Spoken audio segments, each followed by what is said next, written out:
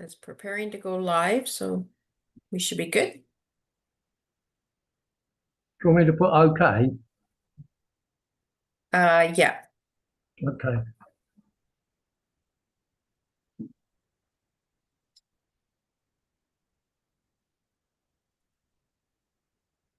No, we want to mute that.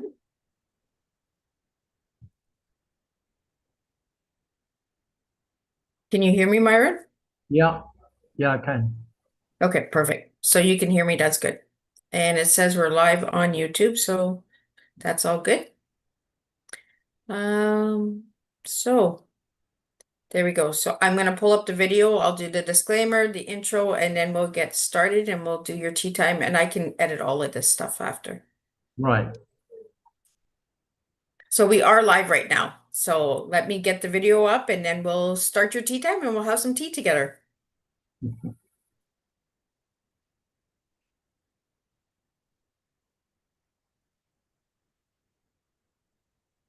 And Come over here, have a moment with me. My name is Miss Lizzie. I don't ever smoke the dizzy, but we can always share some ditties. It's just a cup in time.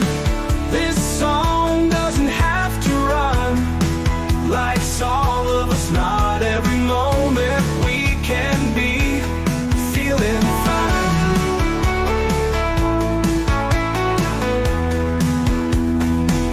I wanna share a moment, just a second if you will, maybe even a cup of thrill.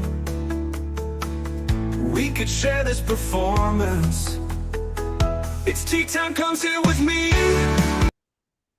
well, welcome guys. Miss Liz is in the house, and we do have a new streaming way of doing tea time today. So you'll see that we are on Zoom and not on StreamYard. So we have the incredible Myron Edwards in the house, and we're gonna spill a tea. And his tea is never give up. That's right. Just keep it simple, right? We have a different type of tea. So let's get the disclaimer out there. An intro. As you can see, Myron is on the screen already, and we're gonna start spilling tea right after we're done all that. Disclaimer for Miss Liz's Tea Time live show. Miss Liz's Tea Time is a global platform dedicated to sharing real life stories, diverse perspectives, and meaningful conversations that inspire awareness, healing, and connection. I'm Miss Liz is going live using Zoom today. Before leaving a comment during the live broadcast, please grant Zoom permission to display your name at zoom.com. Please be advised that all the content brought forward during any Tea Time show is presented in good faith. However, discussions may include opinions, beliefs, and perspectives that do not necessarily represent the views of Miss Liz or the Tea Time platform. Information shared by guests is based on their own experiences and is perceived to be accurate at the giving time of airing. All guests, viewers, and participants are responsible for using their own judgment when considering any action or decision that may relate to these discussions. Some episodes may cover sensitive topics, including but not limited to trauma, abuse, grief, mental health, and other emotionally triggering subjects. Listeners' and viewers' discretion is strongly advised. Tea Time with Miss Liz is an open discussion forum designed to offer insight, inspire awareness, and create connection. It is not a substitute for professional, medical, legal, or therapeutical advice. If you require professional support, please seek assistance from qualified professionals or trusted resources in your area.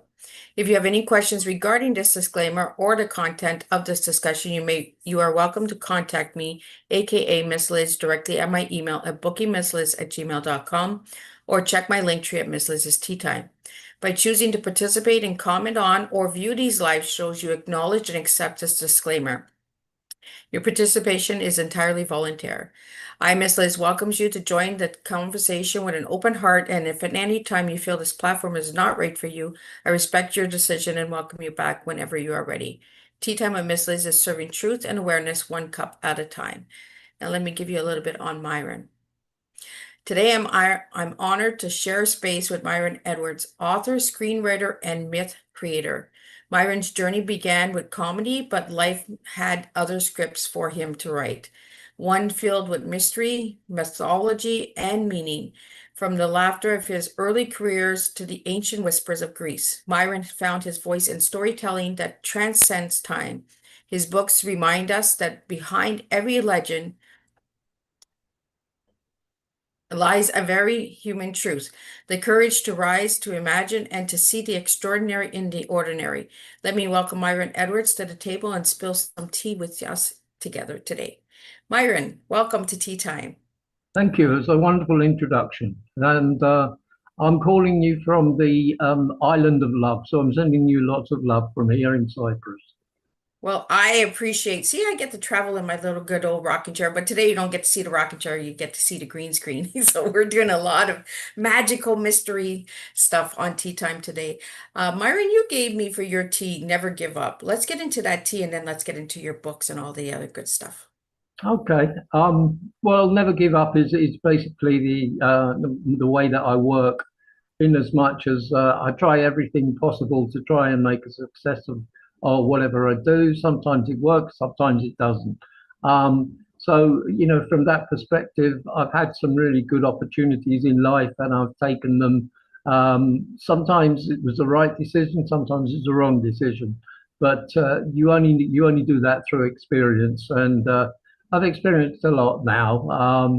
And I've been in various careers in my life. I've spent 30 years in the travel business, working from when I was 16 years of age as a young junior, working right through to when I started to run airlines in Africa.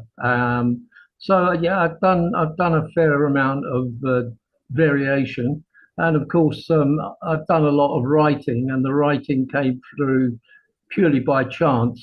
When I was first of all involved in writing, before that, I was a drummer in a band, and the guy that I worked with, a chap called Phil Campbell, on the writing, was the lead singer in the band. So if anybody wants to listen to us, we're called Frothy Coffee, and they're available on Facebook. So there's a quick ad for you. And then basically what happened was we'd done about 4 years. We'd done professional tours and things in Germany, and we decided to go our separate ways. And we weren't getting too many record contracts, so from that perspective, we decided to go different ways. And purely by chance, and I do mean purely by chance, we were asked to write some scripts for a hospital radio show, which they could play to the patients. So they will listen to the scripts that we wrote, and we were left with a lot of material. So Phil decided that he'd send it to the BBC just to see if they were interested in it. And as luck happens, we were picked up by the BBC for what was probably then the biggest TV show on at Christmas, which was the Two Ronnies, and they are the premium dual comedy duo. And to be honest, we were absolutely knocked out from that point of view. So we got on to the Two Ronnies, and from there we decided, okay, let's try some other things. So we were lucky enough to do some radio shows with Roy Hudd. I did Weekendings, which was a satirical show. And if it's funny, you'll see now the people that I worked with are now very famous. They became very famous. People like Rowan Atkinson, the great writer Douglas Adams, who actually unfortunately passed away at a very young age, but he wrote Hitchhiker's Guide to the Galaxy. And people like Griff Rhys-Jones, who was a producer on Weekendings, and John Lloyd, who actually went on to do Blackadder. He worked on Headlines, and he's now on QI. So yeah, I was in and around the right area at that time. I would have liked to have stayed in the B, but being married and mortgaged and everything else, it was a big problem. If you were on the periphery, you're not going to get salaried. You're only get paid on what you actually produce. So that, in many ways, was a big problem. So it wasn't enough to pay the mortgage. So we had to do it on a freelance basis. So we were working on a freelance basis, and we also had to have our own jobs as well. So I went back into the travel industry, and I worked for an advertising agency as their travel manager. And at the time, I didn't realize how big they were, but it was JWT Thompson, John Walter Thompson, and they at well, I mean, the name speaks for itself, but they basically were the biggest advertising agency on the planet at that time, and they had some amazing creative people and the programs that they did. Also, they had some fantastic opportunities for junior people, and one of the ways in which you could actually become a copywriter, because somebody suggested to me, well, if you're writing for the BBC, why don't you try copywriting? So I said, yeah, okay, I'll give it a go. What do you have to do? He said, well, to be honest, you've got to pass the copy test to even get considered. And the copy test is basically 10 quick questions that you have to be as creative as possible to answer. I'd give you one example of what the questions were. And this is question one was dead simple, but question two is very difficult. You have to write a radio commercial for 30 seconds using no words and no music. So you can only use sounds, but what you have to use as sounds has to be absolutely recognizable. And if you get through that, then you move on to the next three questions, four questions, up until you finish the test itself. And I passed. I was the first one in 3 years that passed the copy test. So they transferred me up from the first floor to the third floor. And in 10 days, I wrote my first commercial for dog food, believe it or not. And we used helicopters and God knows what else. It was fantastic, amazing. And I really loved what we were doing. But unfortunately, this is what I was meaning before. You got to be at the right time in the right place. I joined at the time when the first advertising strike in history, and it hasn't happened since, happened, which meant all the commercials on TV were taken off. There were no television programs on which had commercials. So all that we had to do was use press and posters and things like that, and of course radio. So that was how we all got into a situation where about a year later we were all fired because there was no money coming in, whereas there should have been millions and millions from the TV advertising, which is what it usually was. We all got moved out. And then, of course, I was in a dilemma. What do I do? Do I stick in advertising, or what do I do? Do I go back into the travel business? So I went back into the travel business. I found a job working for a merchant bank in the city as their travel manager, which was very good, and I enjoyed that. But I still had the nurturing the idea of when can I do some creative stuff. I kept doing a bit of writing. I wrote for a Scottish TV, and they picked up one of the sketches that I did, and it was produced by Tracy Ullman, who went on to become a superstar. And the first program, I don't know if anybody knows this, but the first program that The Simpsons appeared on was the Tracy Ullman Show in America. So that they were on there for about 5 minutes, just a 5-minute cartoon, I think it was, and it was Tracy Ullman that introduced them. So yeah, it's funny how things come about from that point. From there, I stayed in the advertising business. Sorry, the travel business, and then we were in a bit of a dilemma. I married a second time. Had been divorced. Married a second time. My lady is a Greek Cypriot, hence that's why I'm in Cyprus. but she's English Greek Cypriot. So her family is Cypriot. They come from the mountain area in Cyprus. They moved over in the 50s. They used to call it the Charlies. They were the people who came from Cyprus to England to start, a new life in England from that point. Nikki was born in England and she was also brought up in Aldershot. So, but now this is the ironic thing. Nikki joined my travel agency when I was working in Chinatown, and we hated each other. Basically, we couldn't get on at all. We just she became I became European manager for the travel business after about 5 years. I'd been manager, and she became the travel manager, and we just I would go back into her office and she'd say, "Go away! You're not even supposed to be here. Leave me alone. I run this office." So I thought, yeah, okay, fine. That side of things. And to put a finer point on it, I found an idea came out of nothing, and I decided that this idea had merit, and it was called tube walking, and it basically came about because one night I was stuck at Tottenham Court Road, and I was living in Essex. I was stuck in Tottenham Court Road. There were no buses, no underground, nothing. So I decided to walk, but I took shortcuts.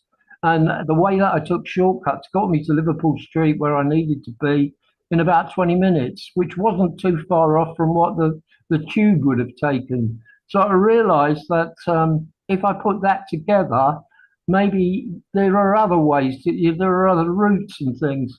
So purely by chance, the next night I was getting in a taxi and I met a guy called Jim, and I said to him, "Well, what's the like doing the knowledge?" And he told me, the knowledge is all about taxi driving and everything and knowing all the streets of London. And I said, "Could you do the knowledge as a walk?"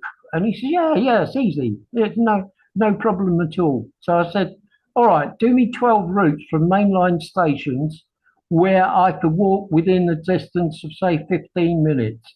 And he said, "Yeah, all right, then I'll do that." Well, I thought I didn't get his number or anything, and I gave him my card. And about a week later, he came back to the office, and he said, "Yeah, there's your routes." And I said, "Blimey, you did that quick." He said, "I had a cold and I couldn't do anything else. So I just sat there and did all your routes for you."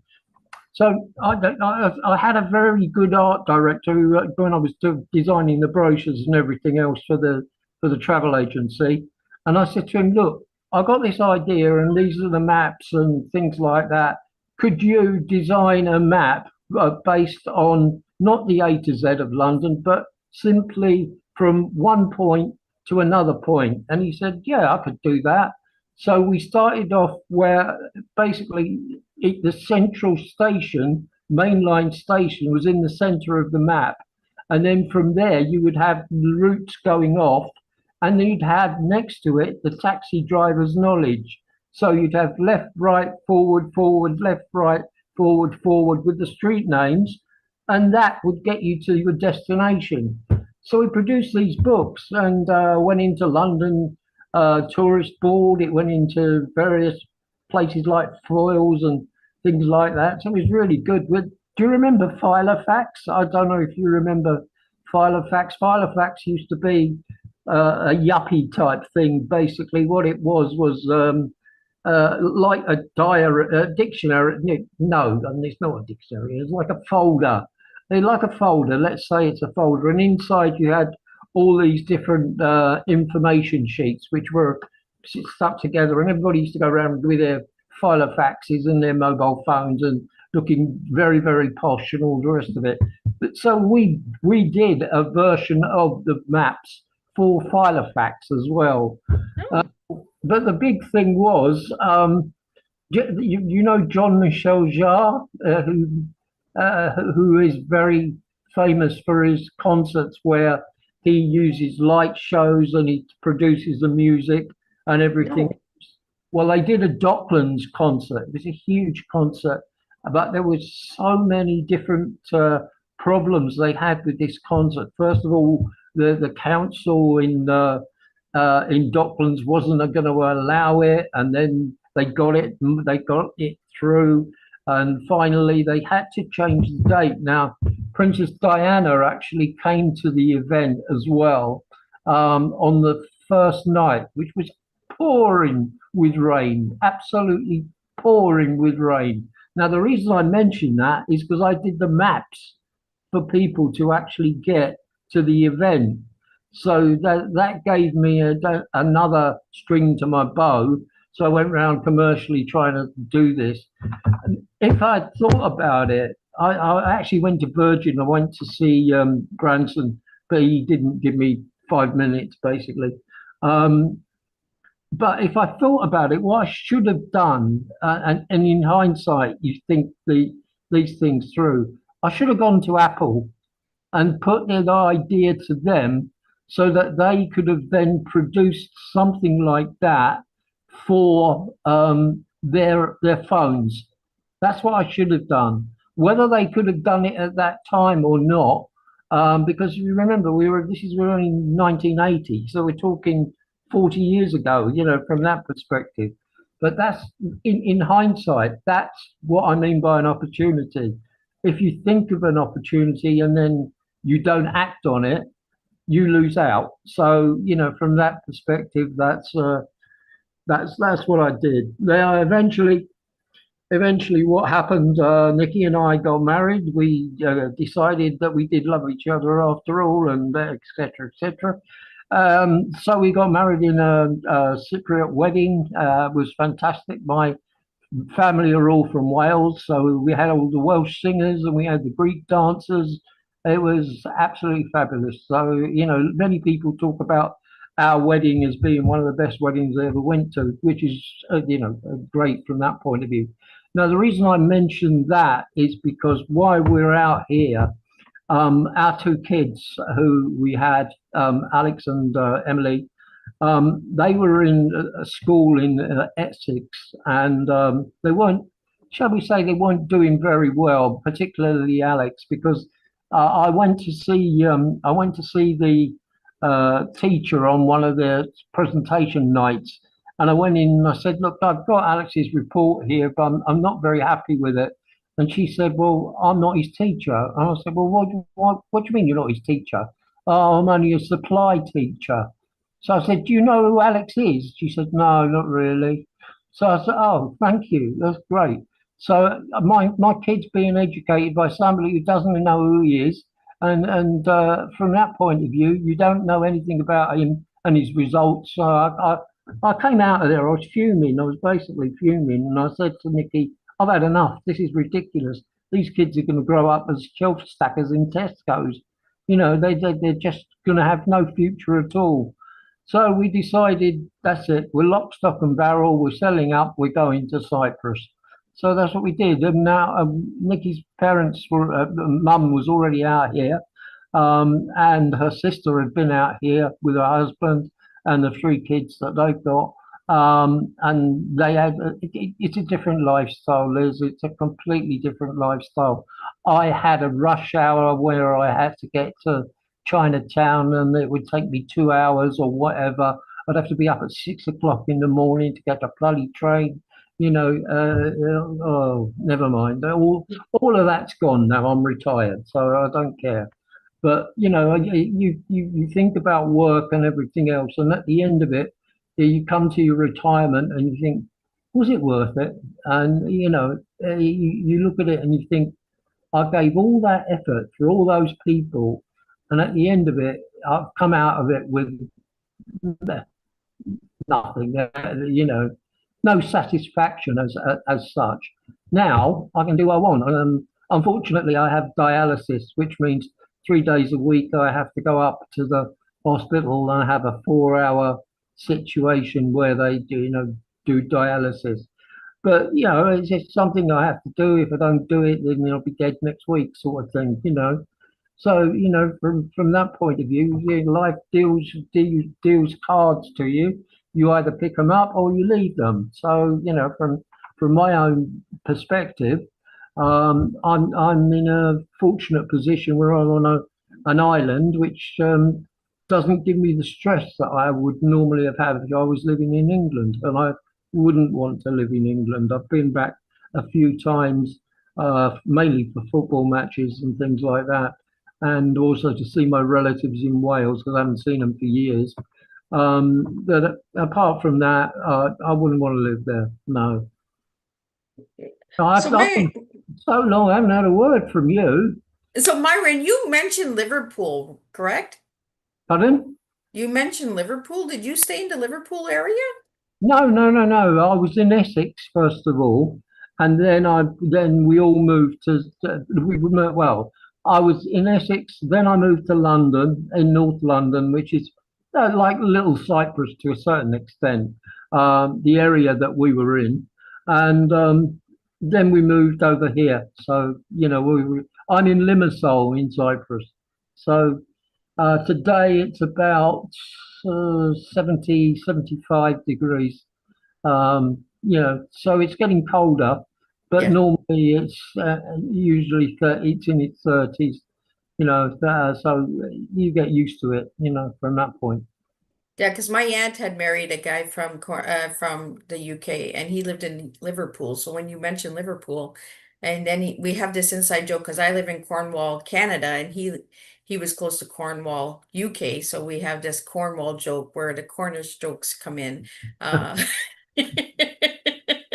So you remind me a lot of my Uncle Chris as we're sitting and having this conversation. And my uncle's the same way. He would not go back to the UK. He's like, it's nice to visit, but not to stay. Um, so Myron, I want to get into what got you from comedy to mythology, and which one feels more natural to write? This is The Rock. Yeah, purely by chance.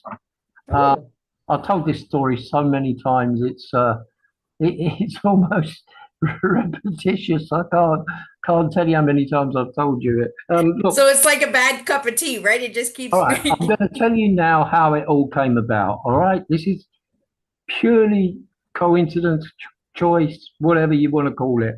Um, Nikki and I, when before we were married, we came to Cyprus to meet the family, sort of thing, because we've got extended family. We've got hundreds of people, cousins, second cousins, and they're all over they're all over the place. They're in the mountains, they're in various cities, etc. So we came over and met everybody and had lots of cake because that's what they do. Um, and one afternoon or one lunchtime, we decided we'd go down to Petra Romeo. Now that is the birthplace of Aphrodite, supposedly. Okay, if you go to Petra Romeo, you will see very little in terms of what you would think would be um, a World Heritage site with amazing views and everything else. Um, what there are three rocks, one big rock, two small rocks. Okay, that's Aphrodite's rock. That's what it is. Now, what happened is that the legend was that Aphrodite or Afro means from the foam.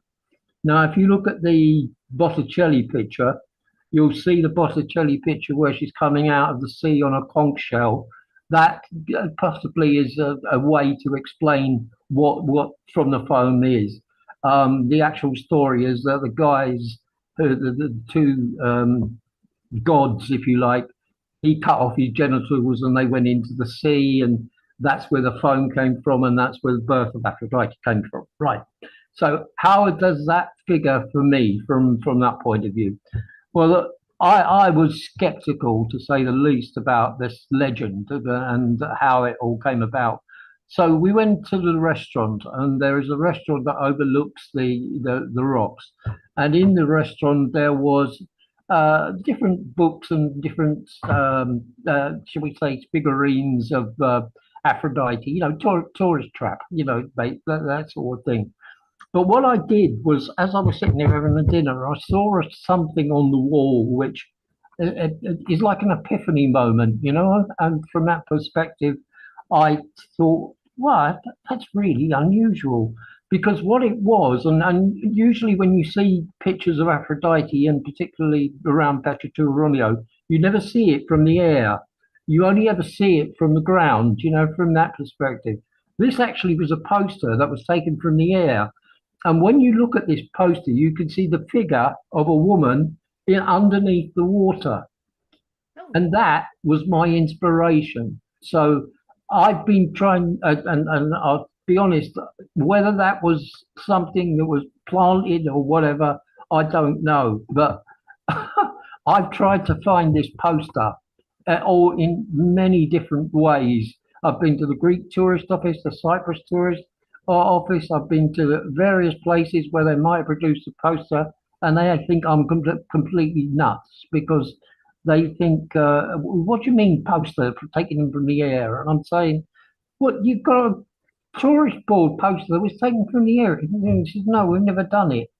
And I thought, "Oh, I don't believe this." So anyway, I went back to the restaurant and I said, "Can I buy the poster?" He said, "What poster?" And I thought, this is getting ridiculous. Anyway, so I thought, well, that's all right. That's the basis of a story here. So I thought, well, what should I do? I can't write this now because well, as I say, we weren't living in Cyprus. If you're going to write something, you need background, you need information about what the country's like, the climate, the food, the culture, everything like from that perspective to make the story realistic. And then you can put all your imagination into it and all the rest of it. But I couldn't write the actual story until I moved here. And when I moved here, one of the first things I did was write a screenplay. So I wrote the screenplay for the actual, get it out of my system. I just wanted to get it out of my system, and I wrote the screenplay. And then I showed it to a couple of people, and they said, "Why don't you turn it into a book?" So I thought, "Oh, well, yeah, okay, I'll try that." When in many ways, Liz, if you write the screenplay first of all, I know people think, "Oh, I'll write the book and then I'll write the screenplay." If you write the screenplay, all you're then doing for a book is padding it. Do you see what I mean? So you've yeah. written all the action, right? And you've written all the dialogue as well. So what you then do is pad it from a point of view of the scenery, etc., the nice green leaves and all the rest of it. But your director wouldn't give a toss about that. All they would say is action, and this is where I want you to walk to. This is where I want you to sit. This is where I want you to swim, and that sort of thing. When you're writing the book, you have to be descriptive because you want people to imagine what you're actually writing is something that they can view. Now, I can only write in pictures. That means if I can't see it, I can't write it. So I write in pictures as the same way as I do with advertising.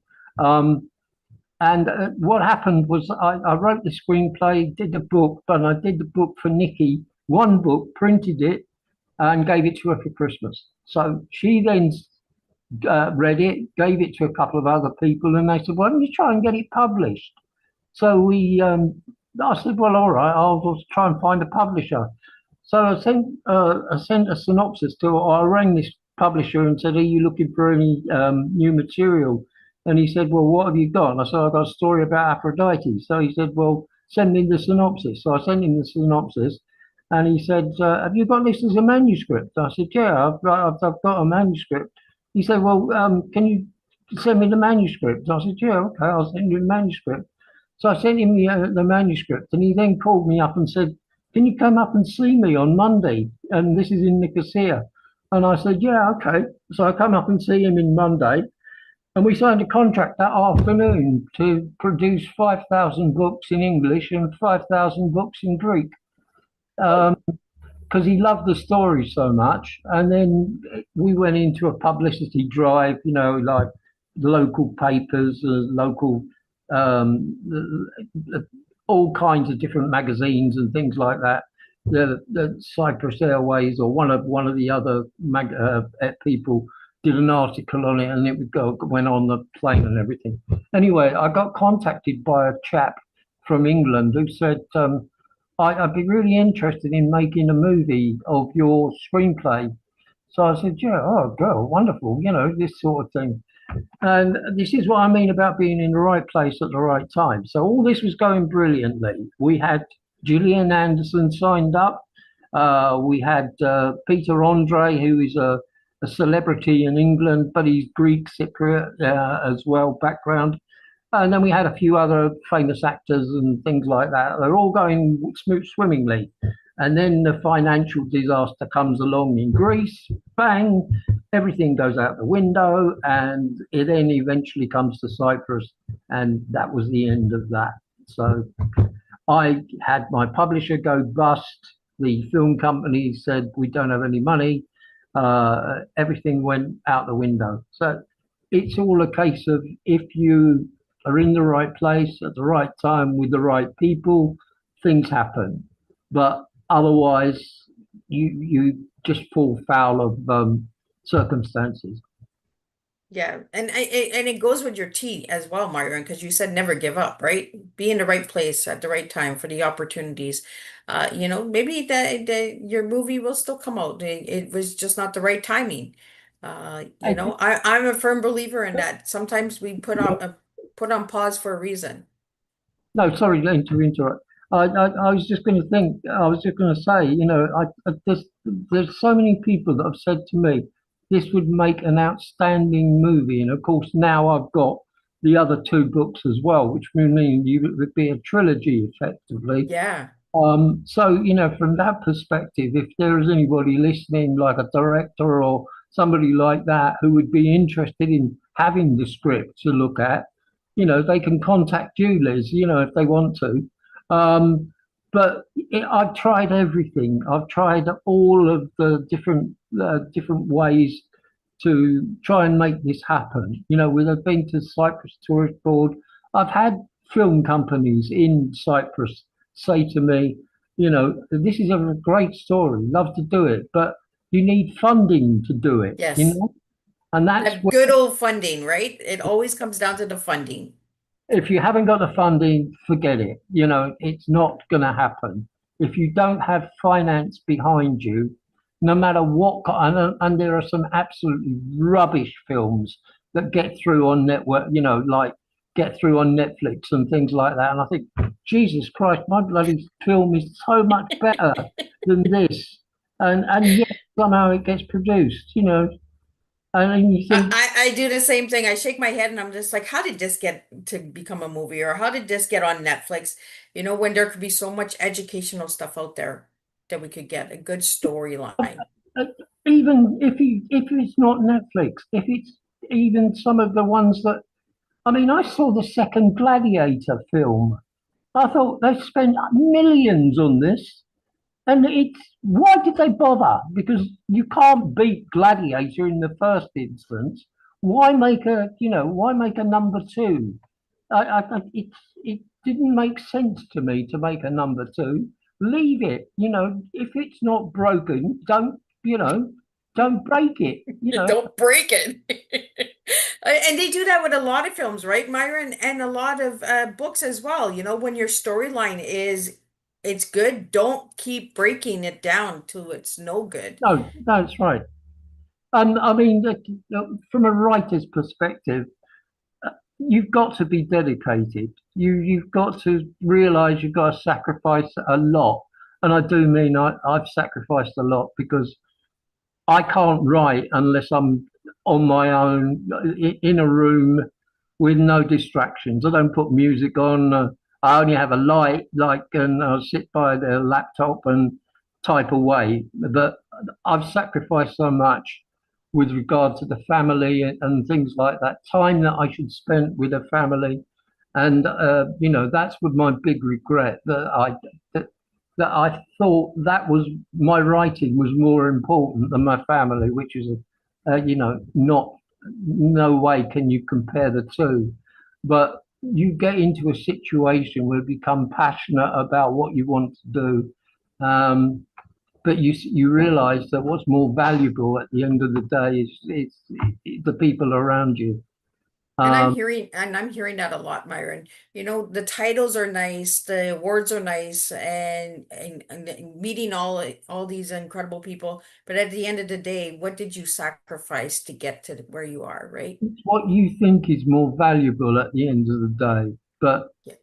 it's if you're inspired to do something, then good luck to you. But uh, and the only advice I would give to prospective writers is if you're going to do it, you're you're going to have to be very selfish because you can't do it with unless you've got real support behind you. Your family is right behind you.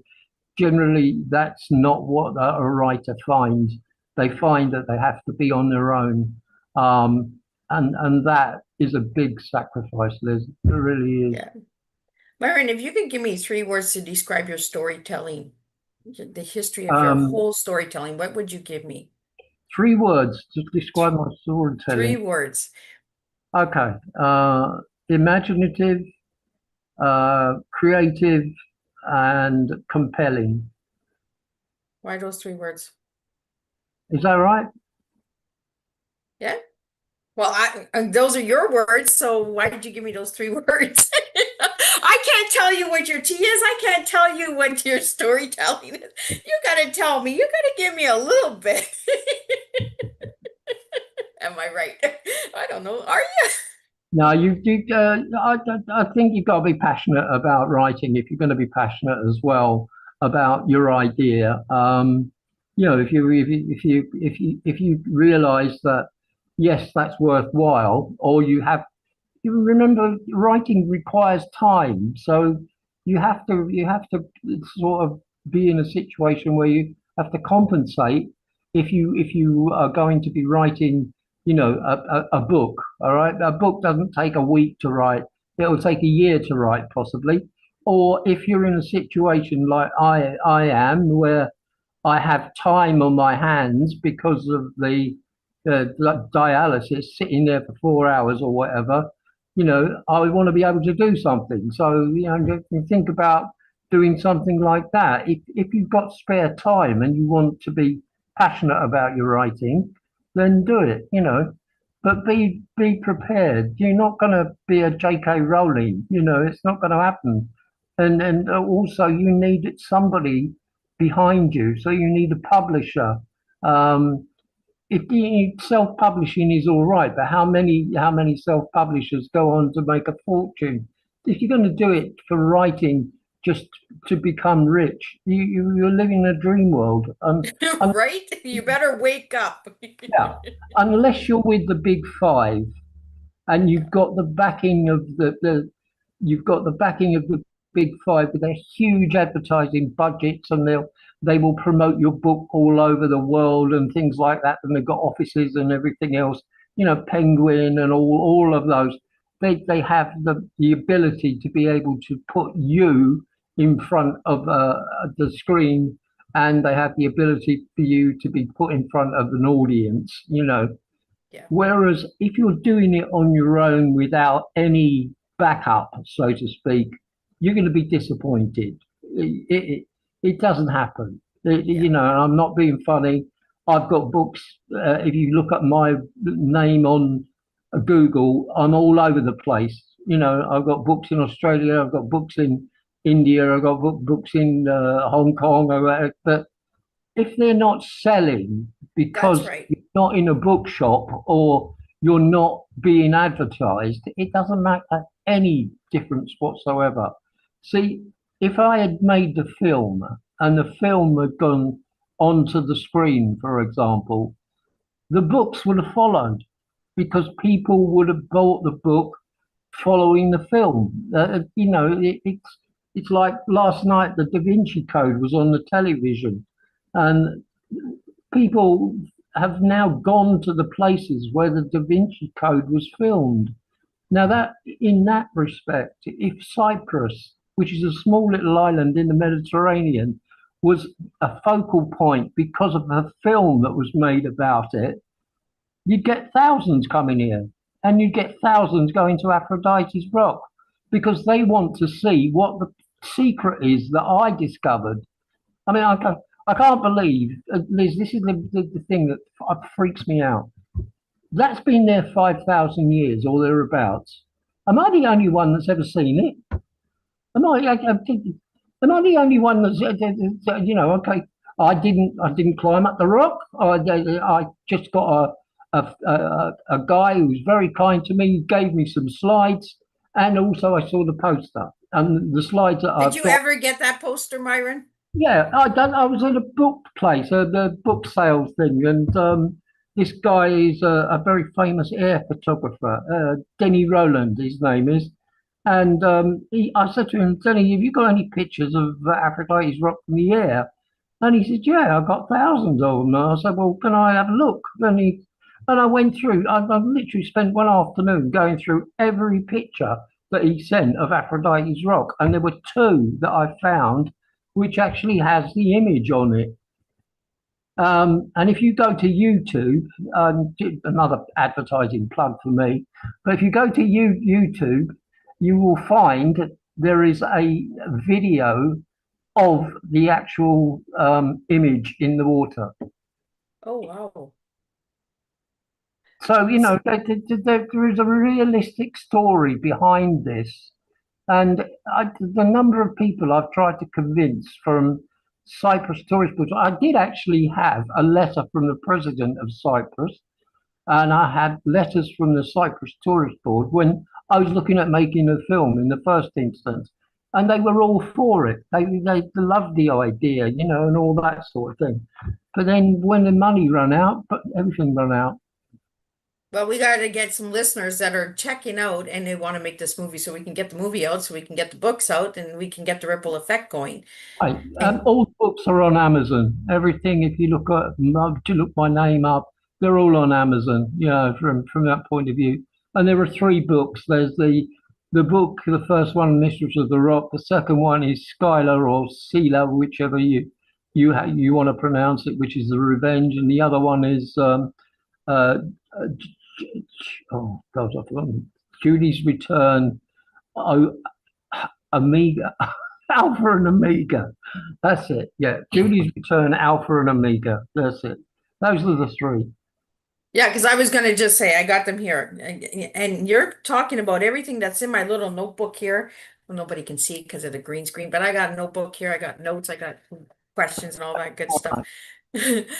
But Myron, what was the biggest thing in your life that really got you to look at your writing and say, this is time for a change? Oh, moving to Cyprus, I think. From a book perspective, moving to Cyprus. From the advertising perspective, being able to pass the copy test, because having had the opportunity to do that, and basically break the mold, because everybody had tried it before and they were saying, it's very difficult. It's very difficult. So I said, well, I'll have a go, it doesn't make any difference. I'll have a go. And passing that particular copy test, but the copy test was only one element. I had to rewrite Guinness commercials. I had to rewrite Kit Kat commercials. I had to rewrite various Kellogg's commercials, and also develop a strategy around how you would advertise that particular product, for example. Let me give you an idea of what advertising is like. There are two mints, mints like peppermint and things like that. Yeah. Okay, yeah. Mints in England that are very famous. One is Trebor, okay, a Trebor mint, and the other one is Polo, okay. Who do you think is, and I'll give you the reason why. Who do you think sells more, Trebor or Polo? Polo. Polo. Do you know why? Because it's got Why? a hole in it. Polo, the advertising ad for the advertising is very simple. Polo, the mint with the hole. The right? mint with the hole. You're buying a mint which has got a hole in it, but if you buy a tree bore, it doesn't have a hole in it. So what is more valuable? The one that doesn't have a hole in it, because you're getting more value for it. You're getting more mint. But the advertising strategy of Polo is it's a mint with a hole. And that makes the whole difference, excuse the expression, but that makes the complete difference between the two products. Now, no one else can come up with that because it's the only one that actually has a hole and everybody remembers it. Well, you keep it simple and it's easy to get it. Yeah, exactly. And I Like get, don't complicate it. Keep it I'll give simple. Like you another example. Kit Kat, which is the biggest selling chocolate bar in the UK, okay? And I think it sells around the world as well. They couldn't think of a phrase of or a strap line for Kit Kat. So these guys were at it for weeks trying to think of a strap line. And they were just sitting there, and one of them was having a cup of tea, and he said, let's have a break. And that was it. Have a break, have a Kit Kat. That's the whole strategy in one line. That's what advertising is.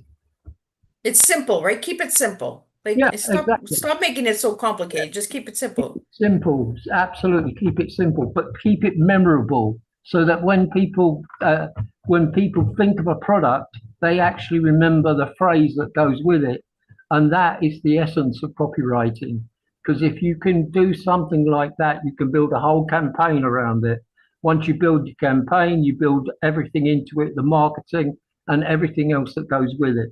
But the key thing is getting something that's memorable. That's what advertising is all about. I'm learning so much because I didn't know that Kit Kat was the biggest one in the UK. Yeah, yeah. I'm gonna call my uncle later and I'm gonna be like, "Hey, uncle." It sells more chocolate bars than anything else. Really? Yeah. Wow. Well, the second one is Mars. Mars is the next one along. Really? Yeah. I didn't know because I'm in Canada and Kit Kat, those are two of my favorite chocolate bars is Kit Kat and Mars. Well, that gives you an idea as what it is, you know? That's Yeah. what the essence of copywriting is. You've got to make something memorable. So if you could leave a memorable message with all the listeners today, what would it be, Myron? If you're determined and you want to make um, your story come to life, be prepared to be disappointed. I like it. You keep it plain and simple and to the heart, and that's what I like. Yeah, Well, absolutely. Myron, I really want to thank you for sitting and having tea with me today. And never give up is a good, strong cup of tea to give to everyone out there and to remind everybody, that we got to make sacrifices in life if we want those big dreams. So I'm just going to do a closing summary and then we're going to wrap it up for your tea time. So as we close today's cup, Myron reminds us that creativity is not just about invention. It's about remembering who we are through the stories we tell. His humor, heart, and historical wisdom leaves a mark that lingers long after the final sip. Thank you, Myron, for taking us on a journey through laughter, myths, and the timeless powers of words. And I will see everybody on Tuesday, Thursday, same place, same time, and we'll do it all over again, but we'll on StreamYard unless we have to come back on Zoom. But I kind of enjoyed you taking me on this journey today, Myron, and making me getting uncomfortable and trying new things again. So thank you for that, Myron. Thank you for the opportunity. It was a pleasure talking to you, Liz. I'm just gonna see if we can